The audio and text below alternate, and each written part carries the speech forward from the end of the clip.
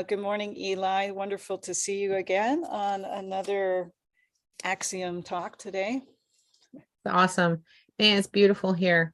It is so beautiful. It's like 70 degrees and the wind is blowing and the sky is blue. I saw what do you call that strip of stars through the sky? I always called it, oh, look, I can see the Milky Way. But isn't there like a more official name for that band of stars that you can see now? It's the Milky Way. Milky Way. So we saw that last night. It's been awesome. Oh, I love that. I know I was out looking for the Perseid meteor showers. I didn't see any No, last we were night. cloudy, so we didn't. Yeah, yeah. I love this time of year. Difficulty here is this is the time in Spokane where we hit triple digits. So for this next week, I think it was 100 yesterday. I think it's 102 today, just for this short time, and then it cools down. So Mm-hmm. that's where we're Well, at. I'll Yeah. enjoy the cool weather for you. Yeah, please do, because I got the air conditioning on and everything, shut down for the blinds and everything. I feel like it's winter time here because we're shut Right. in. So, axioms, man, I love these talks. These are great.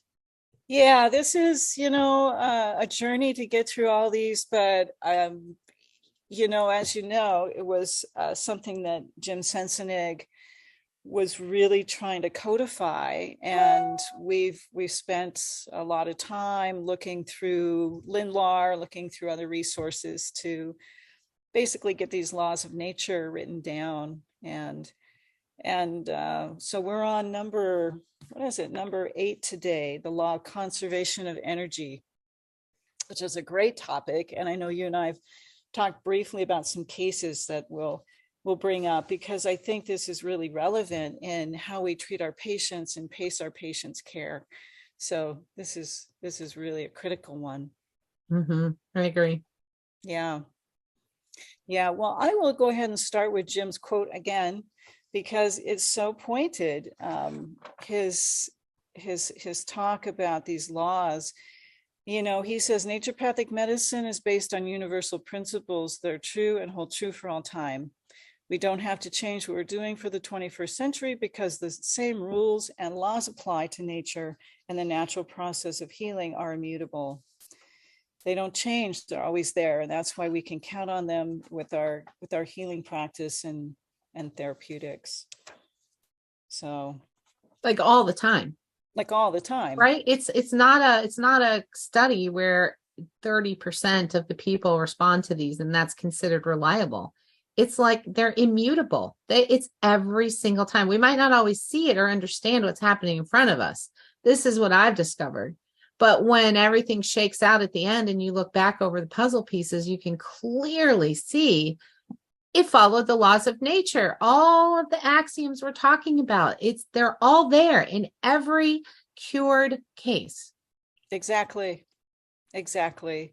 And if you're not working with them, or at least aware of them, then you stop that healing process. And it can happen Every time. every time. I know.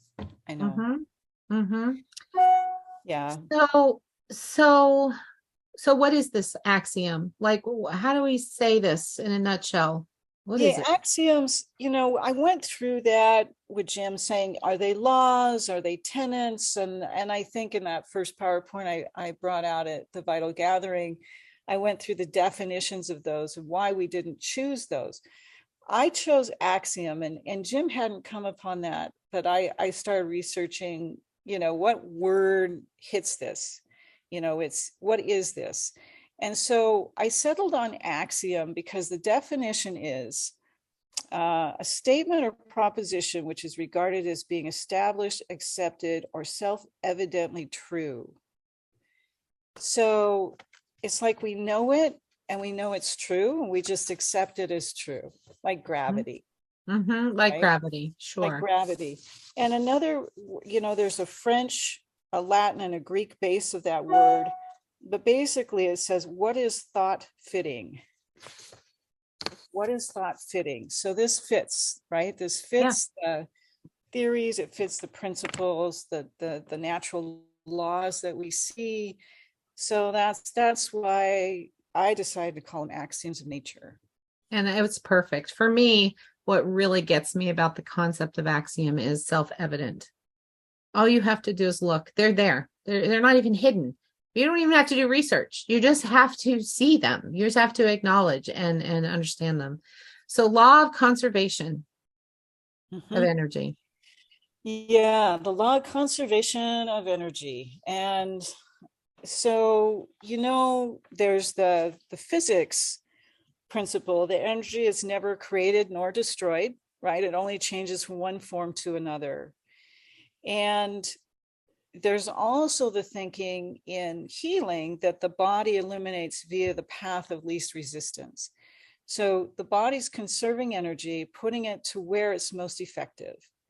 And boy, we see that in commerce. We see it in all walks of life. We see that we put our energy into things that uh, we get the most benefit from with the least effort, Mm-hmm. right? Mm-hmm. Work smarter, not Body, harder. yeah, the body does the same thing. It does that. So it's changing its power and focusing its power on what needs to heal at the time, what's most critical. And I think you have a case that kind of demonstrates that, I Mm-hmm. think, Mm-hmm. right? Yeah. So I'm going to modify it just a little bit, right? Because it's the same concept. So had this patient, she's I don't know, in her late 30s, early 40s, mom of a normotypical teen, daughter who's now graduated college and a son who was diagnosed on the spectrum, very young. And it was after he went in for his 2-year checkup and he hadn't had any of his vaccines. And there was such pressure put on her. They gave him everything on that visit, Oh, everything. crap. But on the vaccine card, they documented it one day after the other, not all on the same date. But she didn't know that because the vaccine card stayed with this chart. No. Oh, And within 3 days, he was completely, fully blown, severely autistic. And they didn't find me for a couple of years after that. Anyway, so I've known the family a long time. It was very early in my career that I passed across paths with them. And I've taught her nature cure. I've taught her homeopathy. I've taught her herbs. They're very self-sufficient. But she got some viral illness last year and she was severely ill. She was under a lot of stress at the time, mental, emotional, and I think she'd had like some respiratory thing right before that. But anyway, she got very ill with viral symptoms, and it took a long time for her. She progressed very slowly, always in a positive direction for the most part, but a long time. So most viral illnesses, I have people up and about within 10 days. I mhm. make them take a long convalescence. They probably would say to you, I'm better after 3 or 4 days, but that crazy doctor makes me stay in bed for another 4 or 5 days. I'm perfectly fine. But I believe in convalescence. And so she eventually was better. And she said, I feel completely normal. She was acting normal. Everything was great. A little bit of time goes by, a few weeks, and she cut her thumb almost completely off with Oh, a mandolin down to the bone. It was very bad. They tried to find the piece of the thumb in the hopes that it would get sewn back on. And she, uh, well, I'm going to tell the case as it is because it is kind of a twist, but I think you're going to be able to explain this really well. What I would have expected, in which I've seen 100 times, is that the symptoms of the whatever somebody might have at that time go away and the body refocuses right on this immediate injury. For her, what happened is this didn't give her that much trouble, and it could not have all been arnica and hypericum, right? That kept that pain and all those symptoms at bay. But what she had just recovered from came back full force, worse than it was. It just knocked her out, slammed her down. Now, we dealt with that. And then the finger gave her all sorts of issues. We got through that. It's healed and new tissue has grown and it looks like the nail is going to grow back. It's pretty amazing. There's only part of the nail bed left. Um, And then that cleared, and that's healing, and she completely got over the viral stuff. And for me, that was the conservation of energy, and with a little bump in it, right? Because instead of the finger getting it all, the disease that clearly had the imbalance that clearly had not been resolved came back. So what do you think? Yeah, it seems like the body was stimulated by the injury, right? But it shook it up so much and went, wait a minute, we still have this. Yes. That is more critical on a deeper level than the acute injury. Mm-hmm. It's like, this is more critical to survival. This has to happen first. Mm-hmm. So once you invigorate that immune response, it went, we still have this to clear up. Mm-hmm. That's interesting. Mm-hmm. The normal pattern is, like I said, whatever they're dealing with at the moment seems to magically disappear while the body handles this new onslaught of trauma and needing Right. healing. But it's the same principle. I knew about it, which is why I knew what was happening.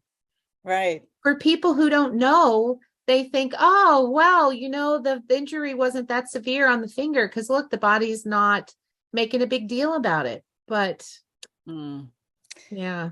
Yeah. There was a situation my dad always talked about with people, or he'd lecture. He used this case in his lecture. It was actually Bill Carroll, O.G. Carroll's son. Dad was practicing with O.G. Carroll, and Bill Carroll was a skier. So he went up skiing and he broke his leg. So he had it in a cast, and he was trying to, come to clinic and work with a cast on his leg. And my dad says, well, how you doing? He goes, oh, I'm doing great. My leg doesn't really hurt. It's healing really well. And then the next day he came in just like, I had a terrible night. I couldn't sleep. My leg is killing me. I'm in so much pain today. And he says, well, what's different? My dad's like, what'd you do different? He says, oh, well, I ate this. I went out to this, with friends. We had this really big meal. I had too much alcohol. He really overindulged. And then what happened is the pain came. So when you're fasting, when you're convalescing, when you're fasting, the body can put that energy into that healing process. And there really, you don't have much pain.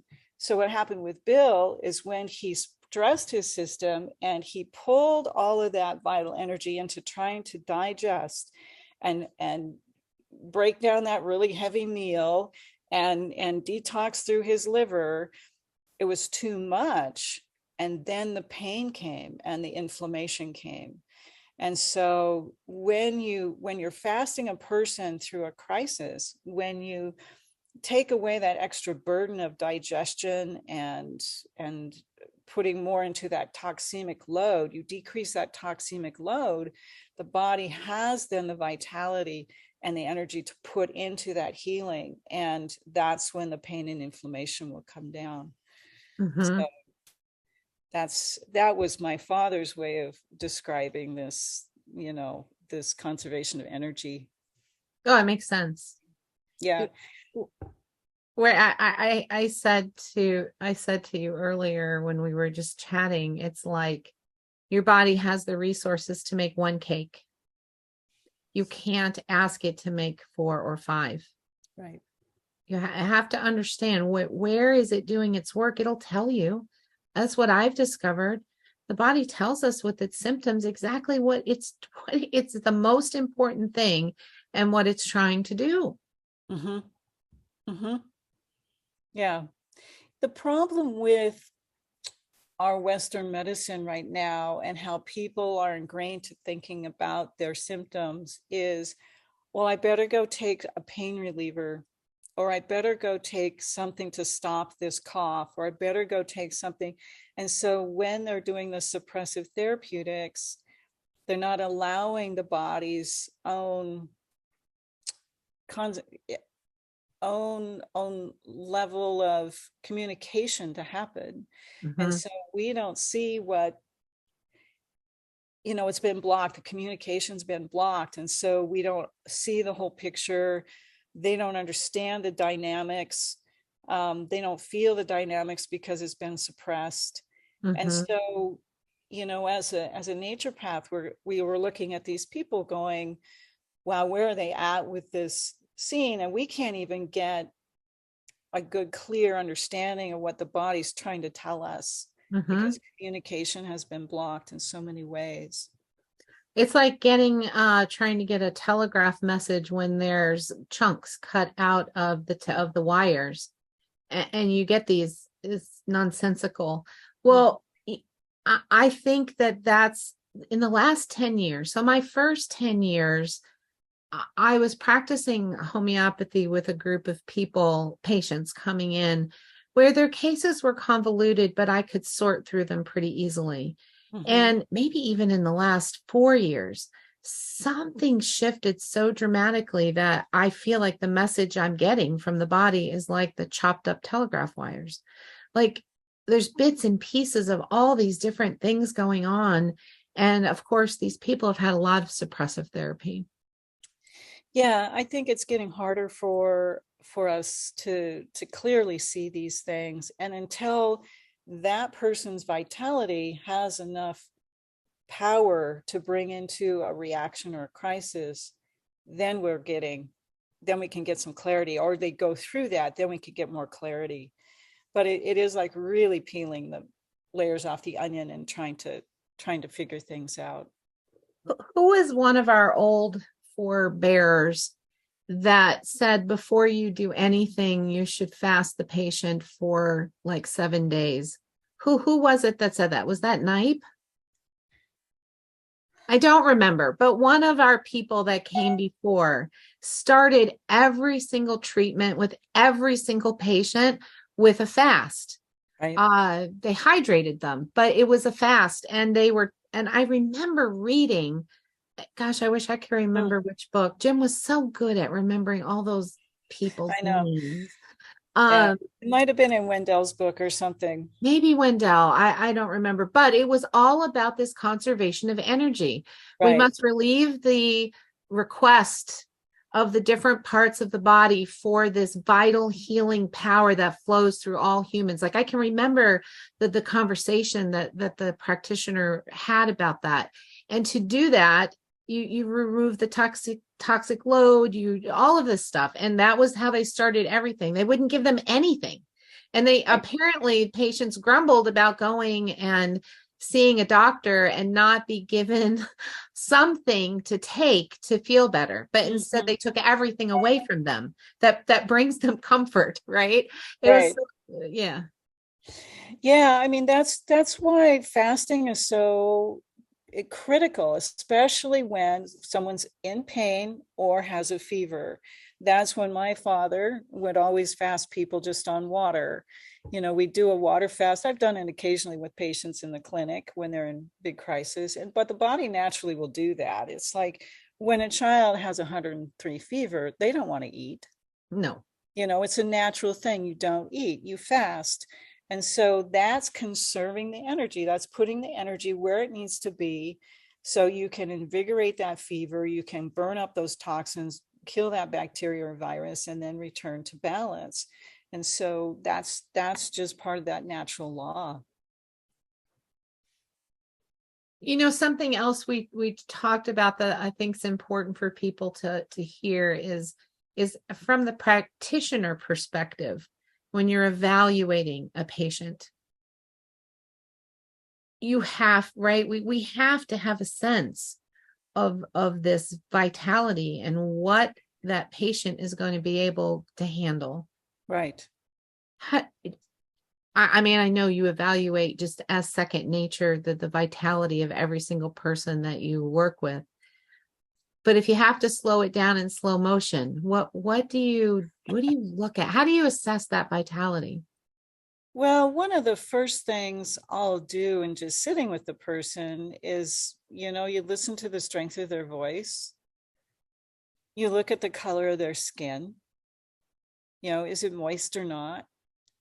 Are they sitting up straight?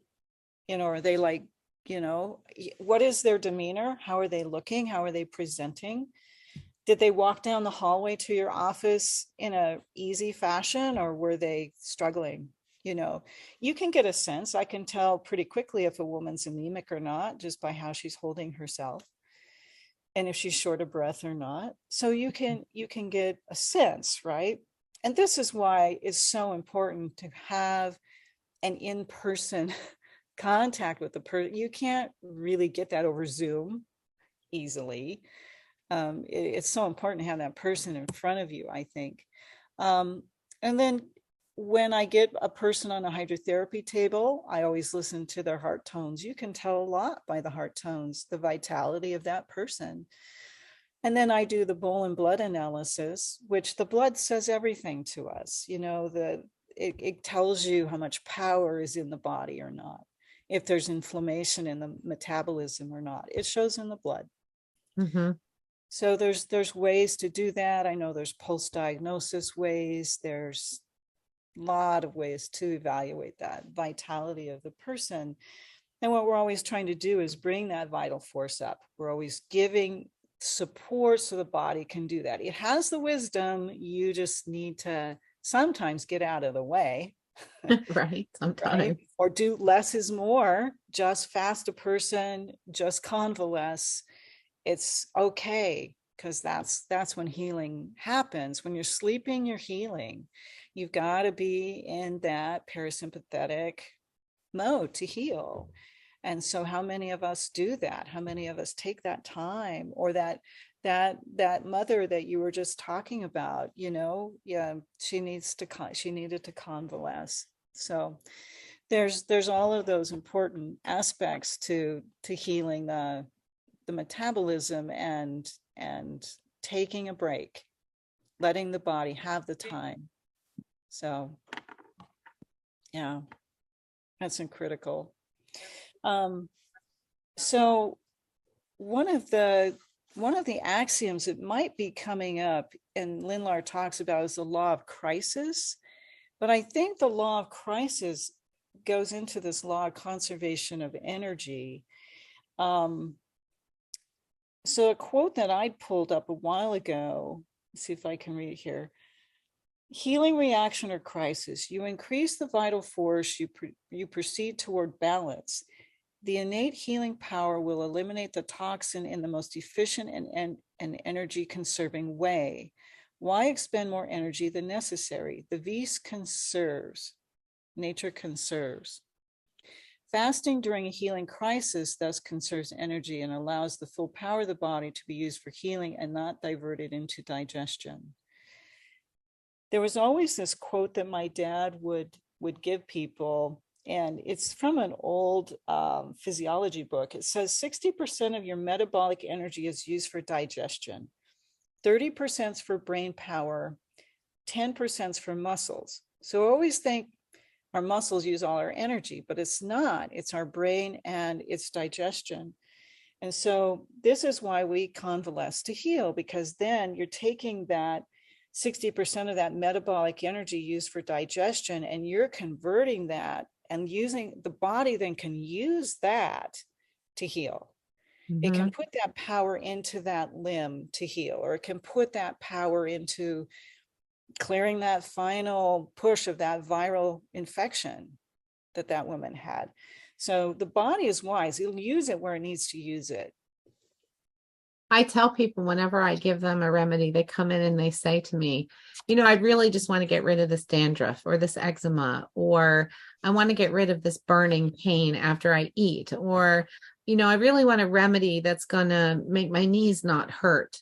So they usually have something that's bothering them when they come in and they want to have their case taken. And I say to them, well, I'll just tell you right now that I don't have a crystal ball. I can find the most likely remedy based on the symptoms that you have, but I can't tell you what's actually going to happen once you take that remedy, because you're just stimulating the vital force in your body, the healing power of your body, the healing power of nature, right? The vis medicatrix, nature. We're stimulating that, and it's going to use its wisdom, it's knowledge to do what needs to be done in your body. And it's my great hope at the end of that, that you don't have dandruff or eczema and your knees don't hurt. But I can't tell you what's going to happen between point zero when you take it and the Yeah, end when we get there. right, I don't know what the body's going to do. right, right. You can guess, we can go by Herring's law of cure, right? So we know Yes. that the body's going to heal from inside out, most critical organs first to last, with that dandruff, when people come in with skin things, that's like, I need this, this is the critical part. I go, okay, hey, there's a lot of healing that has to happen before the skin heals, because the skin is the very last thing to heal. You've got to heal the liver, you've got to heal the stomach, you've got to get the pancreas working, all that other stuff has to happen before that skin, and you got to put the right nutrition in. Because if you're not getting enough vitamin A in your diet, you're not getting enough essential fats in your diet, that skin doesn't have the power to heal. It doesn't Yes. have the nutrition it needs to heal. So yeah, I know. We're raised. People are raised in this philosophy. A pill for an ill, and a quick fix, and it's just the body has its own method. Mm-hmm. Yeah, its Mm-hmm. own method. Yeah. Moving out here to this acreage and homestead farming, Mm-hmm. um, we're still on the grid because it takes time, right, to extricate yourself. But we're much more self-sufficient. We're producing a lot of things we used to buy at the store. And that has given me an appreciation for nature in a different way, different than going hiking and different than camping and different than backpacking and different than having a small garden in my backyard. It is the laws of nature and the harmony of how everything works together and the logic of it all wrapped up in this nice, neat little package that I see every minute of every day. Plants don't have enough water, they don't have enough food, they don't have enough sun, they have too much heat, they don't thrive. And it's so clear to see we're a reflection of these same laws of nature. If we don't have our food and we're not getting rid of our toxins and we're not Yeah. supporting our vital force, I'm seeing it every day. Yeah. Yeah. As I've lived on this property now over 20 years, it's been interesting to see the cycles happen. Mm, Like right now, I'm trying to harvest mullein, and it's probably too late in the season. It's hmm. very hot right now. There's hardly any good mullein leaves out there. Everything's like a dead, dying little plant with a few little blossoms on it. All right. And, and, but last year, the mullein was giant. Yeah. In the same field where I go pick it, last year I had like 4 to 5 foot plants with leaves that were like a foot long. Yeah. And I've got these scrawny little plants with leaves like this big. Each season is so different. And I expected, because we started out so wet this spring, I thought this will be a great year again. No. So it, it's interesting to watch the cycles of the plants. My neighbor just said that their apple tree didn't make any apples this year. I have 2 trees that didn't make any apples this year. They Mm-hmm. decided to give it a break. They're just Mm-hmm. not making apples this year, even though they Mm-hmm. blew like crazy. I have one tree that every year doesn't matter. It's just going to make apples no matter what. And it did, and it's great. And it just probably will. But the Always. other Yeah. trees just go, nah, not this year. Like, okay. And I watched that with the cherry trees around my clinic. There's a couple cherry trees the neighbors have. And this cherry tree will make dump cherries, just tons of cherries. And then it'll take 2 years off and then do it again. Mm-hmm. These Mm-hmm. plants have cycles. You see the land have cycles. You see the even my bees have cycles. You can see it, how they bring in different, and I know that plants have different times of the day that they'll make pollen, and different times of the day they make nectar. And the bees know that, right? So they harvest certain things at certain times from the same plant. They'll Exactly. get nectar from the dandelion at some time of the day, and they'll get pollen at another time of the day. Exactly. And so it's really interesting to watch these cycles and We've lost touch as humans with our cycles. Like the animals don't have all these living things around us. They have not been confused by societal constructs. mm-mm. And generations have gone with some families have continued, I think, to teach this wisdom, but so many millions of people have lost touch with the human cycle of life. Right. Yeah. But Well, that's okay. that's going to bring us into the next talk of periodicity.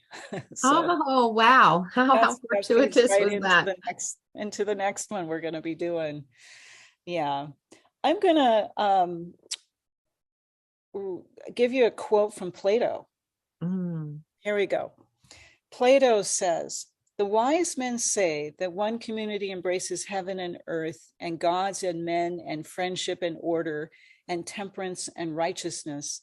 And for this reason, they call the whole a cosmos, my friend, for it is not without order, nor yet is there excess."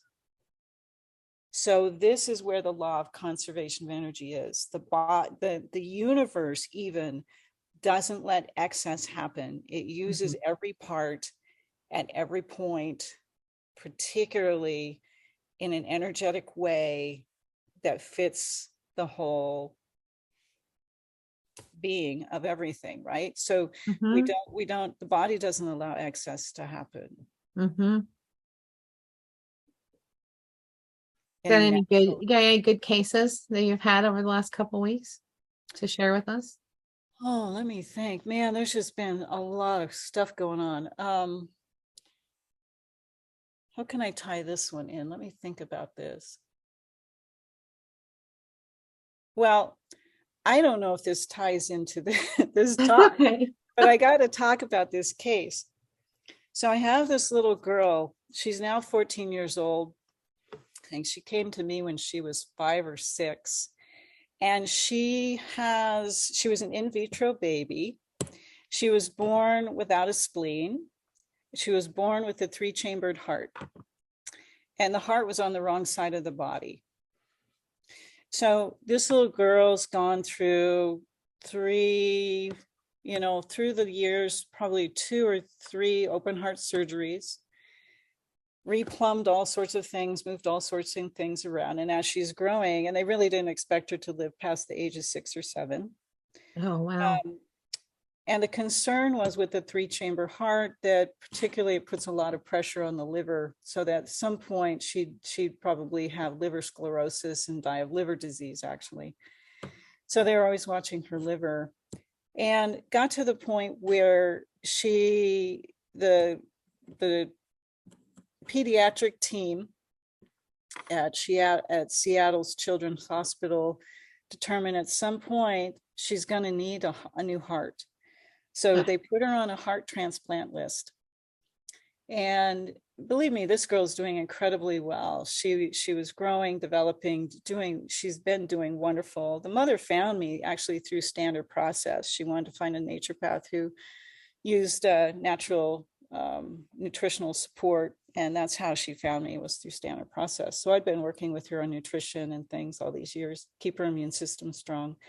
So a heart came up and for transplant, and they called me and said, we're flying into Seattle. She's going to get a new heart within 24 hours. It's like, oh, holy cow, it's really happening.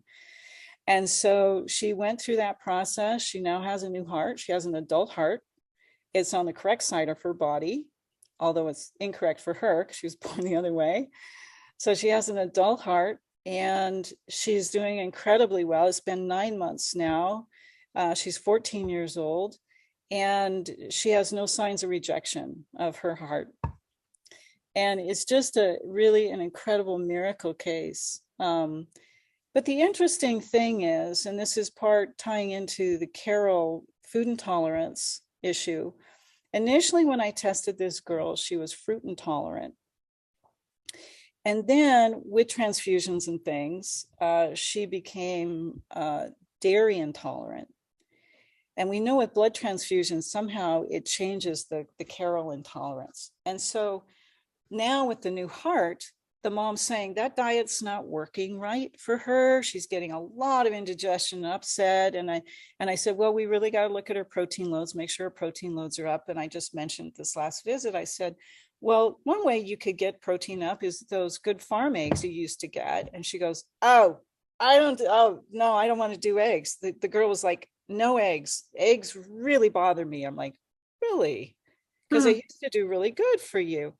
So sure enough, I test her with the Carol intolerance, and she's now egg intolerant. And still dairy and still fruit? No. So she can have fruit and she can have dairy. She just cannot have eggs right now. So I expect this to change at some point. I don't know, but maybe not. With all the transfusions and now a new organ, I don't know. I don't know what this will settle out to be. Maybe she'll be egg intolerant for the rest of her life. I have no idea. But you can see how the body is conserving energy and using it to heal all this process she's gone through. It's really been incredible to watch, and just an incredible girl, just really a neat girl. That's awesome. It's been really cool to see, And it's interesting how when I propose to do particular botanicals or nutrition for her, she now has a transplant team, anti-rejection team, and her other pediatric team, and they all have to hubbub and consult each other about, geez, can we use shave grass tea? Can we use this herb or that herb, or does it interact with our medications, and all these crazy things I've had to go through. And so lately it's been, can I use uva ursi for her? And the question was, does it interact with her anti-rejection drugs? And as far as I can tell, it does not. I just consulted with Dr. Paul Anderson, and he says, different pathway. And I said, that's what I thought. Not a problem. So he's such a great resource. Oh, he is. Is there someone, Ashley or Dr. Dan, that could step in for me? We're building a cabin, and apparently there's been some kind of accident on the job site. Oh, no. So I don't know who's sitting here listening. Harry, somebody, can you unmute yourself? Turn your video on. I'm sorry, Eli. If you got to go, just go and we'll figure it out. Well. And are you, Lisa still has access here, right? Yeah, so I'm not the host at the moment. I don't know that anyone's sitting in front of their computer. Hey, Dan, are you available? There he is. Okay, sorry, y'all. No, that's okay. You go take care. I'm gonna go see. I hear them yelling, so. All righty, back in a minute. I guess what concerns me most about this whole discussion, as some of you know, I grew up in Baltimore surrounded by families that worked at Johns Hopkins Hospital. And so I know what the best of conventional medicine looks like, but they wouldn't understand for a minute what we're discussing here. They go, well, oh, yeah, but I haven't seen it on my lab tests. Well, that's what's different about naturopathic medicine. And that's why Jim wanted to codify this, because we do base our therapeutics off these laws of nature, axioms of nature. And that is something that is very unique to us, that alternative medical doctors often don't. Maybe they have a sense of it, but they don't really understand it either. Yeah. In the broader sense of what's going on in the world, after I got my MBA, I worked in the headquarters of two of the major pharmaceutical companies in New York City in middle management positions. And I worked out it was a business, and there were good people, Right. but it was a business, and the business was selling stuff. It Right. wasn't curing. And the reason I was attracted to the pharmaceutical industry was like, wow, they develop great drugs, blah, blah, blah. The major pharmaceutical company headquartered on 42nd Street with a big blue logo with a P on it, developed I'm blanking, antibiotics, right before penicillin, right before World War II. They figured out how to make big batches of it. And it saved hundreds of thousands of lives of people who were wounded. Now a kid with an earache, and that was 100 units. They got 100 units of penicillin, saved lives. Now a million units doesn't cure an earache. And the medical profession doesn't connect that as, the body is not responding to drugs the way it did initially.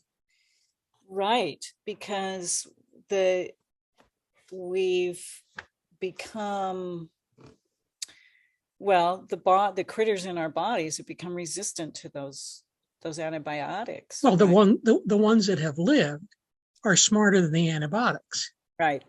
It's a book I read, I guess, before I went to NCNM called Magnificent Microbes.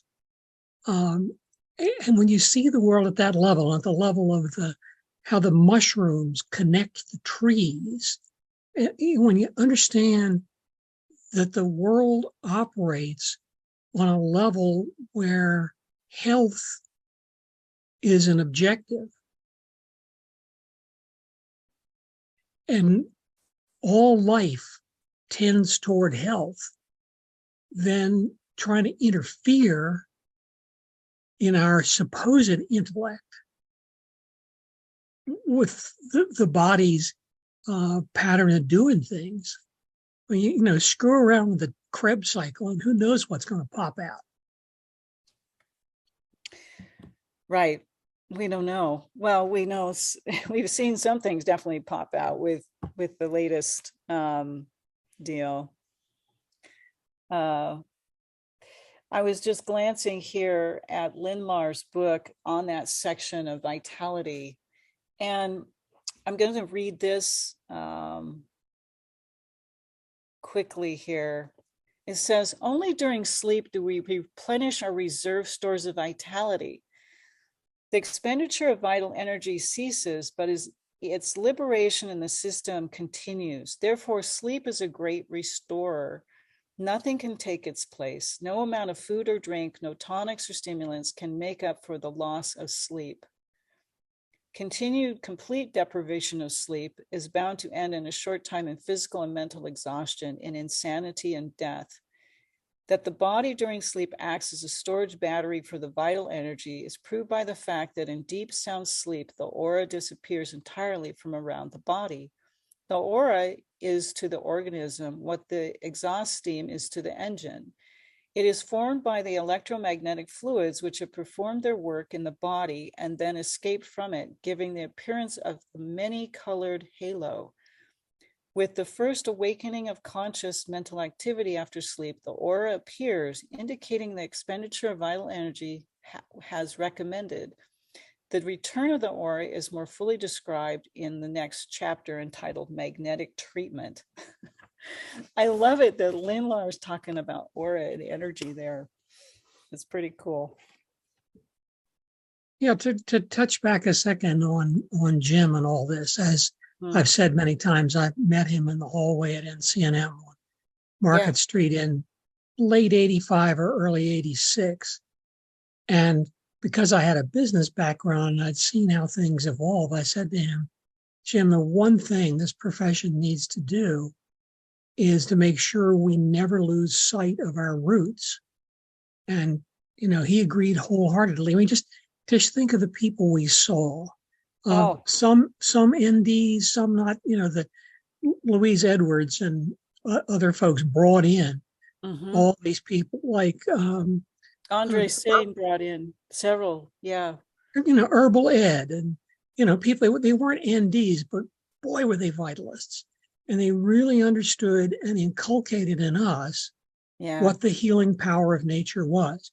And if you don't get that at NCNM or wherever, don't get that at your medical school, it's not a naturopathic medical school, because those principles are Mhm. what distinguish us from the rest of the world. I mean, I went to a business school that was taught using the Harvard case method.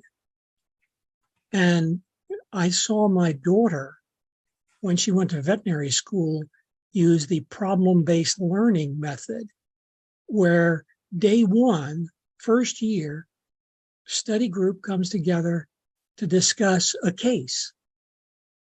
Now, the teacher was teaching kidney, but the case was about the kitty with a cough.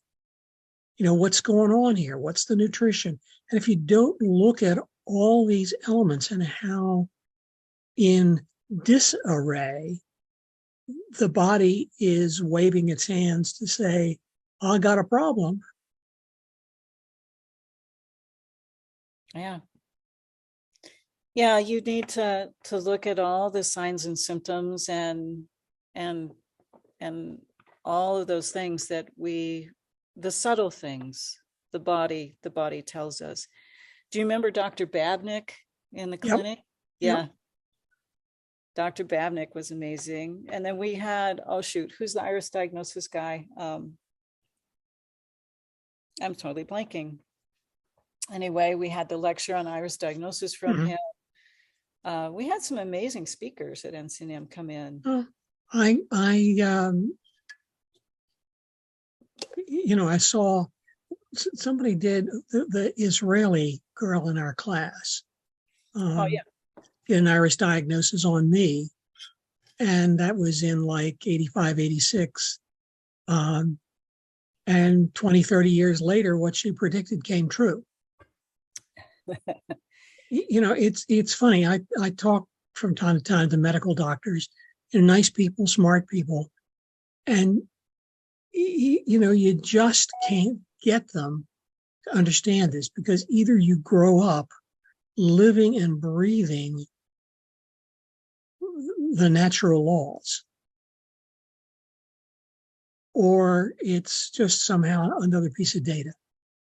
And for us, you and me and our classmates, it was live, it was real. Your dad, was swell when he would come and do a little lecture. And all the people of his generation. And I'm so sorry that that thread kind of has been dampened. And that's why NMI is so important, to Yeah. keep these axioms, and that's a perfect word, alive. Yeah, it is. It's important that we codify these, talk about them, understand how they connect with our patients and cases. And actually, you had a case or something you want to present?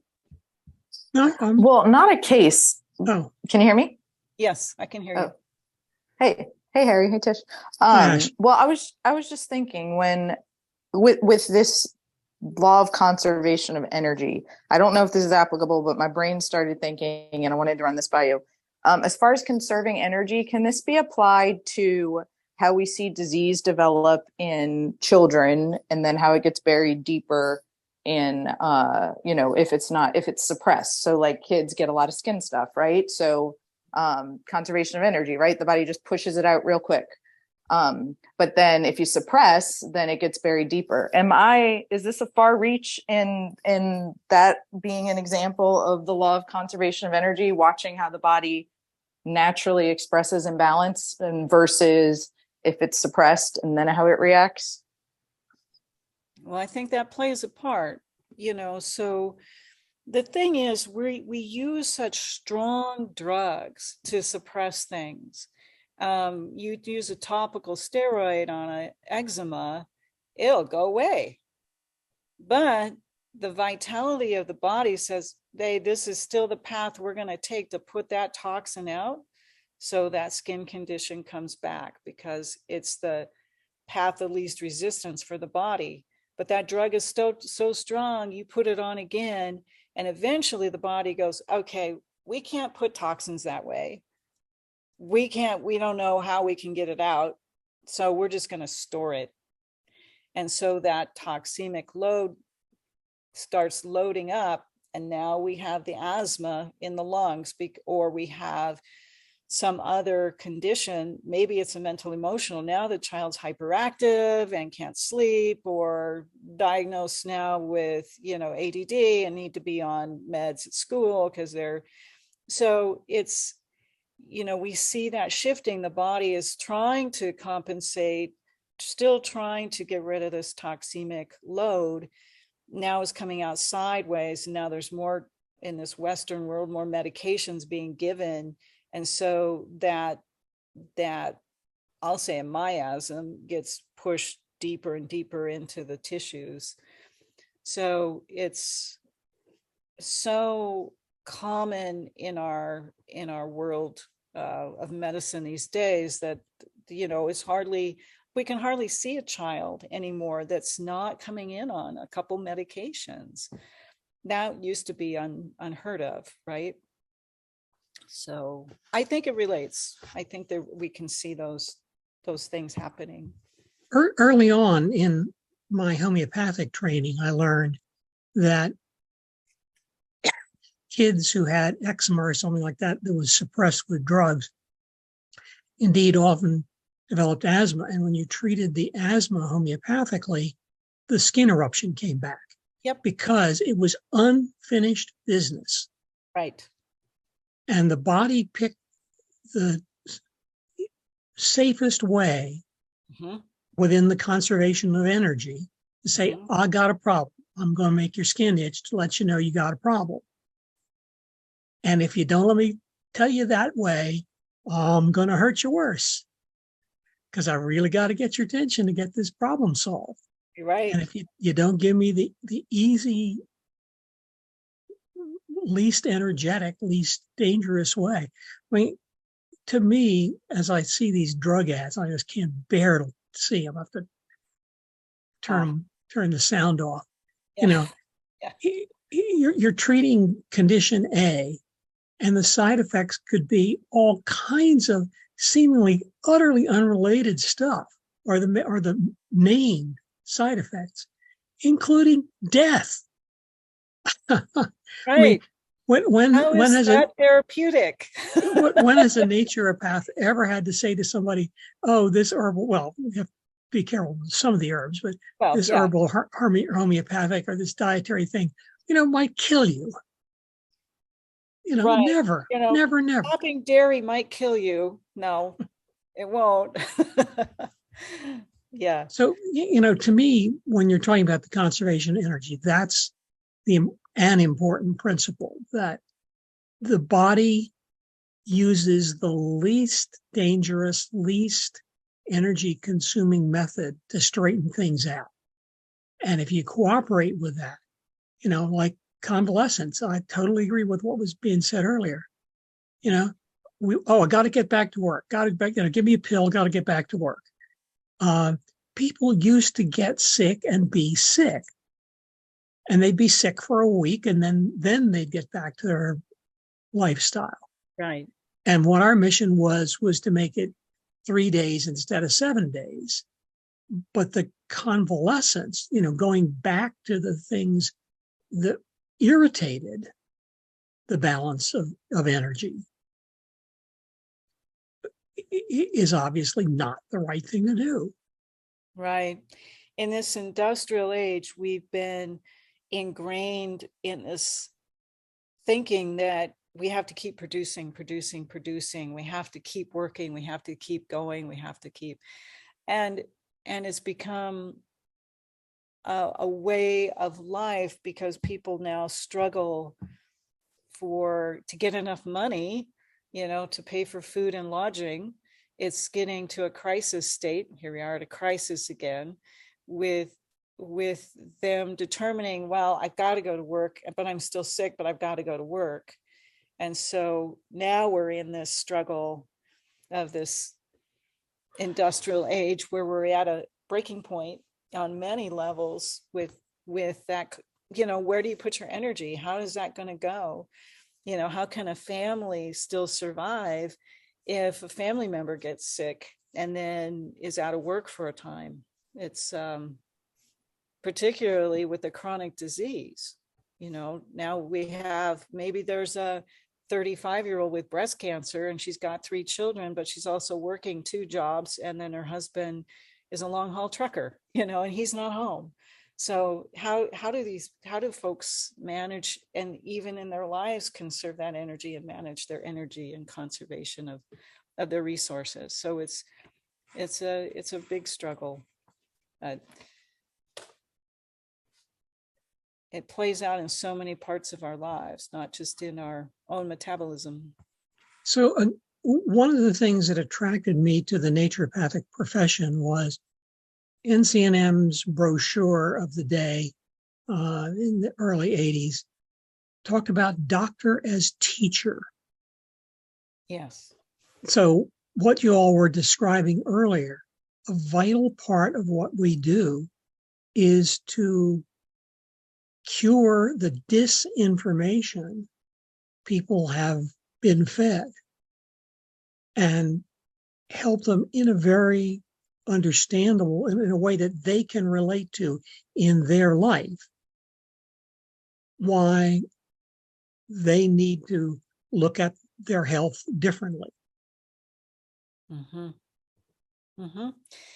Yeah, I think the doctor as teacher is, a critical aspect of what I do every day, trying to re-educate people that the body is wise. You can trust it. It's giving you signs and symptoms because something's out of balance. And there are ways to support it to heal that. And that's a different concept to them. They think they need to go take a drug to fix something. But they're coming to me for something. Why? Because that system failed them or is failing them. They don't understand what they're reaching for. And that's our job to teach them that there is this other way, that you can support the body into healing. And it's not always, some things do turn around quickly, but it's not always a quick fix. The body takes time to heal, and it has to conserve its energy to do that in the correct way. So doctors, teachers, critical. And if we don't spend times with our patients doing that, we're doing them a disservice, I think. Yeah, maybe that's something NMI could work on, as a little video to share with our members and others of what is healing really about. What, when we're talking about the idea of someday having a clinic, part of that was supposed to be educating. And maybe if we could put together some really good little videos that says, this is how, conservation of energy is just a natural law. We're calling it an axiom here, but I would call it a natural law. Right. And if people could understand the concepts we're talking about here,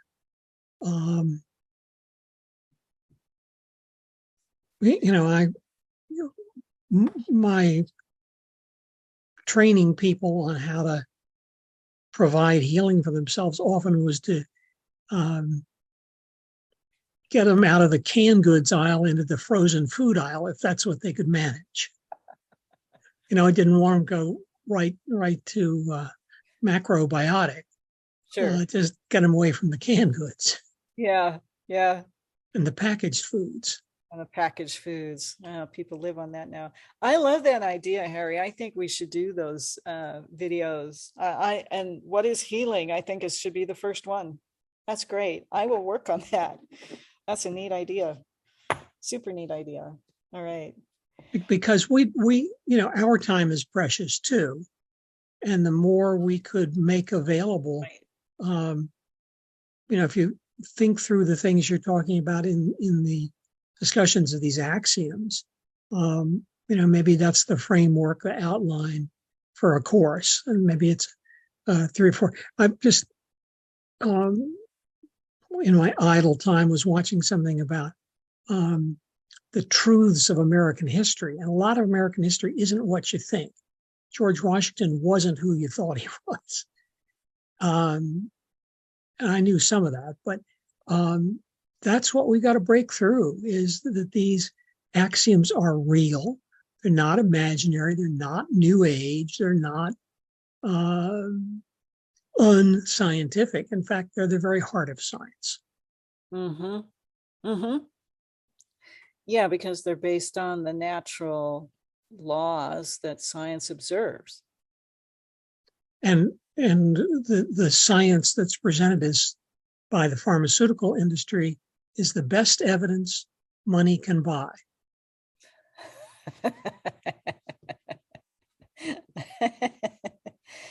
And I've been right in the middle of it, so I speak with some foreknowledge.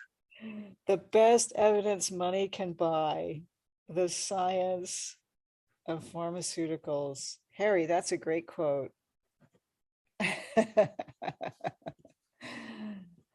All right. Well, I think we're at our time here. And I see that it is Wendell. I'm looking at our comments by folks here. I think it is Wendell that had that quote that Eli was looking for there. So thanks for that. Appreciate you bringing that up. Okay, so we're going to sign off, and then we will be back for the next axiom, which is going to be periodicity. So the cycles of nature. So that'll be a great talk too. And I hope Eli's okay. I hope everything's okay on her farm there. I'm sorry she had to break away so quickly. That there was some accident or crisis there. So I hope all is good there. So good to see you, Harry. Thanks for jumping in and helping. Yeah, I'm always listening and learning.